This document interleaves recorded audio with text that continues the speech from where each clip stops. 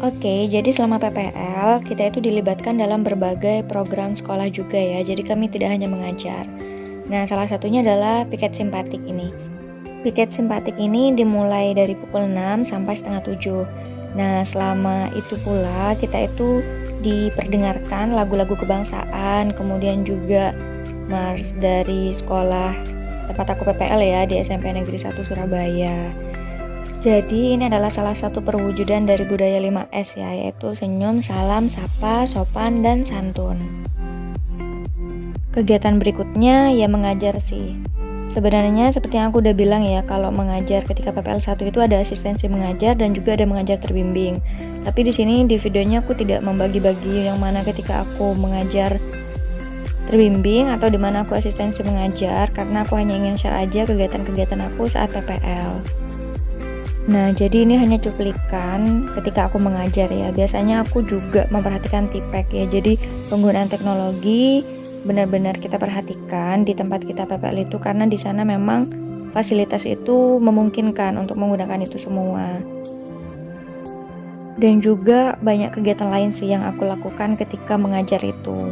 Mungkin kalau aku lagi ada waktu senggang, nanti aku akan share ketika aku mengajar ya, dari pembukaan sampai penutup. Di awal-awal biasanya kita bersama rekan kita ya untuk membantu dokumentasi selama kita mengajar. Ya, sebenarnya aku masih butuh banyak masukan. Oleh karena itu, setelah pembelajaran kita biasanya langsung diberikan feedback oleh guru pamong kita terkait pembelajaran kita selama di kelas. Itu untuk evaluasi kita ke depannya sih. Selain pemberian feedback dari guru pamong, kita juga biasanya ada visitasi dari kampus ya. Jadi kita juga diberi evaluasi atau diberi feedback dari dosen pembimbing lapangan kita. Nah, ini beliau adalah dosen pembimbing lapangan aku yang waktu itu visit ke sekolah ya. Dan yang dilakukan selanjutnya pastilah kita kembali ke kelas, kembali dan kembali ke kelas. Nah, ini kita melakukan asesmen untuk speaking ya. Tapi waktu itu karena modul ajar kita yang sudah kita susun ternyata harus kita banting gitu ya, harus ada perubahan karena ada penerapan SAS atau Sekolah Arek Surabaya. Jadi karena waktu itu jam pembelajaran bahasa Inggris itu dikurangi, makanya kita di sini melaksanakan peer teaching, aku dengan teman PPL ku untuk melakukan assessment speaking. Ini menjadi salah satu solusi karena kemarin kita sedikit kelabakan. Ini aku juga melakukan penilaian speaking ya, tapi di kelas yang berbeda. Jadi mereka diminta untuk menceritakan favorite room mereka dengan memberikan foto-foto favorite room itu. Nah, kalau yang ini adalah potret ketika aku mengisi keputrian setiap hari Jumat. Oh iya, kemarin kita juga turut berpartisipasi ya dalam peringatan Hari Pahlawan.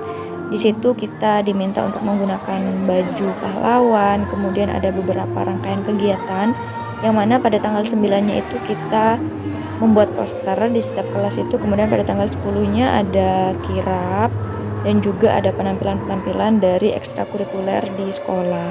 Ini seru banget sih.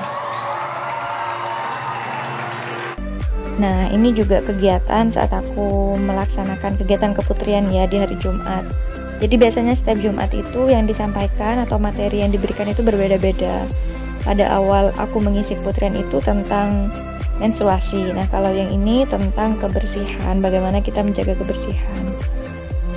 Dan selanjutnya dengan tanpa bosan kita harus kembali lagi ke kelas. Di sini aku melaksanakan pembelajaran secara kolaboratif ya. Jadi aku meminta mereka untuk bekerja dalam kelompok. Di situ aku menghitung waktu untuk mereka segera berkumpul dengan kelompoknya, karena kalau dibiarkan mereka itu bakal lama banget untuk berkumpul dengan kelompoknya, itu makan waktu kan eman ya. Oke, kalau yang ini adalah pemberian feedback ataupun arahan dari guru pamong kita. Jadi di tempat aku PPL itu ada 2 guru pamong dan alhamdulillah kita bisa menimba ilmu dari beliau berdua. Jadi biasanya sebelum pembelajaran kita mengkonsultasikan modul ajar yang kita buat atau RPP yang kita buat, karena di sekolah kita untuk kelas 8 dan 9 itu masih menggunakan K13. Jadi kalau modul ajar dan RPP sudah ACC, biasanya kita menerapkan itu dalam ruang kelas.